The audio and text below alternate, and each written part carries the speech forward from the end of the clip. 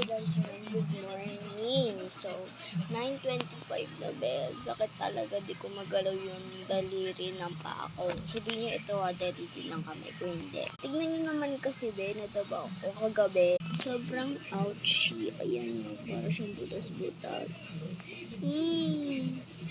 Nakakadiri. Sobrang sakit. As hindi ko siya magalaw. Kanina pa or kagabi kasi sobrang sakit niya. Yung binabad ko siya sa water.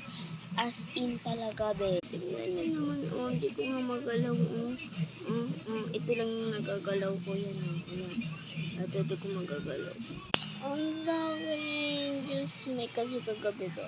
Naglaro kami ng mga kaibigan ko. So, sana mamaya hindi umulan kasi may practice kami ng mga best friend namin. Kami lang, tatlo.